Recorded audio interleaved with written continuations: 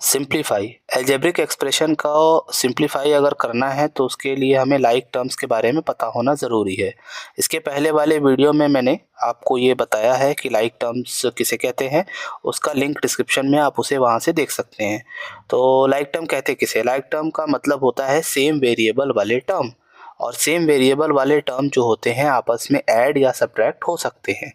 ठीक है, तो सबसे पहले हमें ये देखना होता है कि वे सेम वेरिएबल कहाँ है। फर्स्ट क्वेश्चन देखोगे तो सारे वेरिएबल सेम है, x 2x 3x 5x, देखो सब में वेरिएबल क्या है, x है। तो इसका मतलब क्या है कि ये सीधे सीधे ऐड हो जाएंगे। पहले में +1 है, दूसरे में +2 +3 +5। अगर सबको अगर आप ऐड करोगे तो +1 +2 कितना हो जाता है, +3, और +3 में +3 ऐड कर दो तो कितना हो जाएगा, 6। 6 + 5 कितना होता है, 11। तो इसका जो फाइनल आंसर आ जाएगा वो आ जाएगा 11x।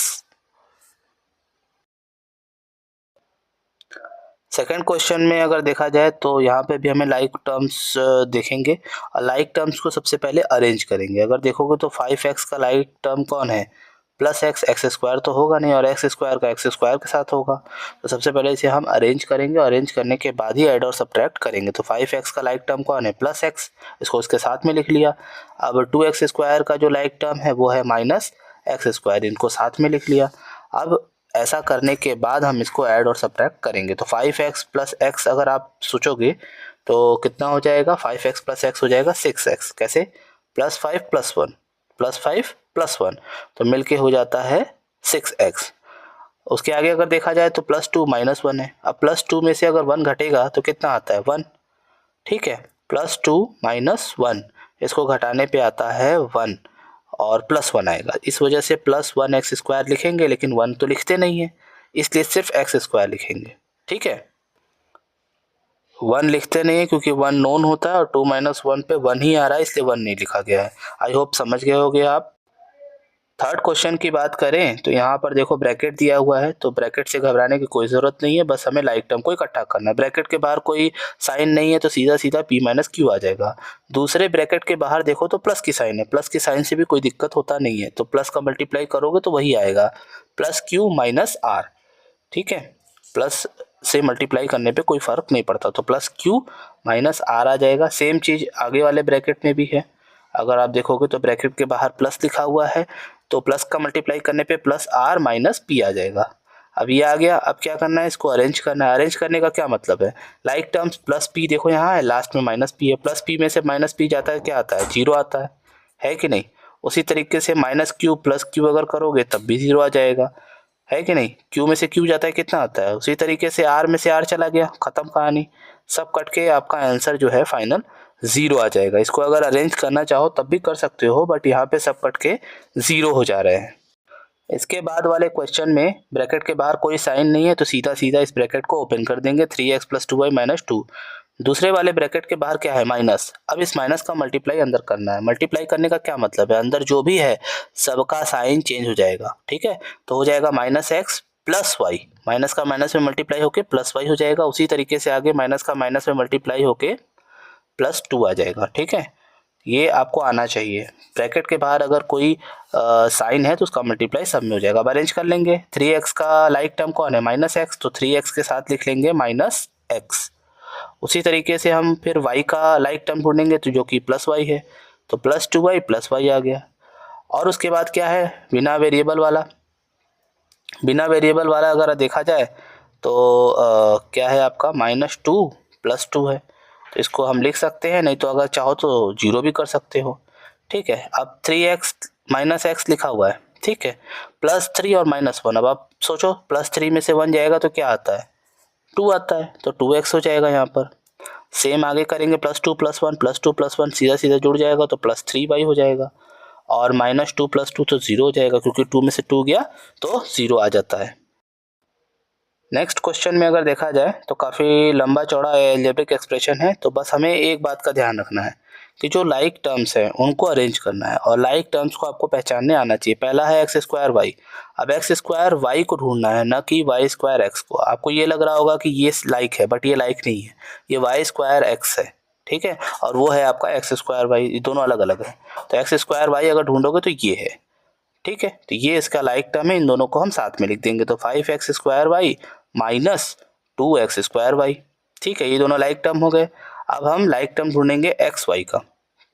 ठीक है, xy का लाइक टर्म अगर आप देखोगे तो ये है, और इन दोनों को साथ में लिख देंगे +xy। ठीक है, फिर इसके बाद हम लाइक टर्म ढूंढेंगे y² का। y² लास्ट में लाइक टर्म्स है, अब इन दोनों को साथ में लिख देंगे -2y²। इसको अरेंज करना बहुत ज़रूरी है, इसके बाद ही हम ऐड और सब्ट्रैक्ट करेंगे। +5 - 2 कितना होता है? +5 - 2 अगर आप करेंगे तो वो सॉल्व होके आता है 3x²y। तो यानी पहले लाइक टर्म को सॉल्व करने पे आया 3x²y। इसके आगे अगर हम देखें तो +1 है, तो +1 कितना होता है? +1 + 2 होता है, तो हो जाएगा +2xy। इसी तरीके से लास्ट लाइक टर्म को देखा जाए तो +3 - 1। +3 - 1 करने पे कितना आ जाएगा? -2 है, सॉरी। तो +3 - 2 है तो कितना आ जाएगा? 3 में से 2 गया तो 1 आता है, और 1 लिखते नहीं है, तो सीधा सीधा लिखेंगे +y² x।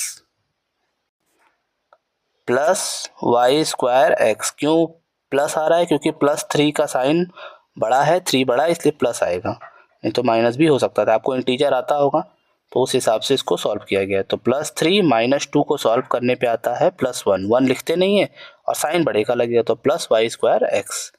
क्लियर है? लास्ट क्वेश्चन है x + y + z, और उसी तरीके से ब्रैकेट में कई सारे टर्म हैं।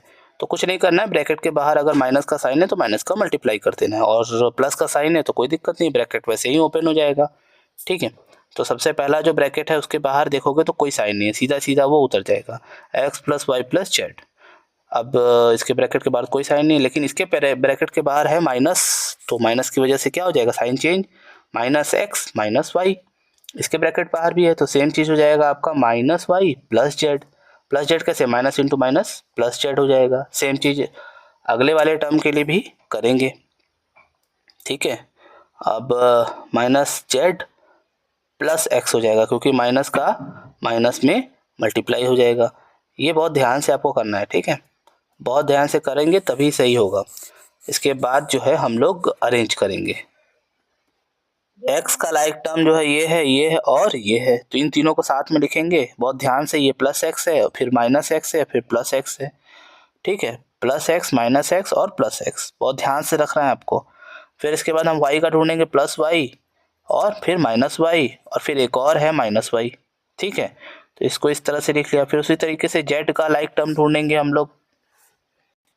z का लाइक टर्म क्या हो जाएगा? +z है ना, वो +z ये वाला भी, और -z। अब इसी को हमें सॉल्व करना है, बहुत ध्यान से सॉल्व करना है। इंटीजर आपको आता होगा, इंटीजर को अगर ध्यान में रखते हुए करेंगे तो आपका आंसर फटाफट आ जाएगा। सबसे पहला हमारे पास है जो x -x, x में से x चला जाएगा तो 0 हो जाएगा, +1 - 1 0, तो सीधा सीधा हमारा आंसर क्या बचेगा? +x बचे जाएगा। उसी तरीके से यहाँ पर भी +y -y, ख़त्म कहानी, तो -y बच जाएगा। ठीक है, तो -y लिख देंगे। सेम चीज़ हमारा जो है थर्ड के साथ होगा, +z भले जो है 2z हो जाएगा, लेकिन 2z में से 1z चला जाता है तो कितना आता है? 1z ही आएगा, तो +z जो है हमारा फाइनल आंसर हो जाएगा। तो इस तरीके से सारे क्वेश्चन को सॉल्व करना।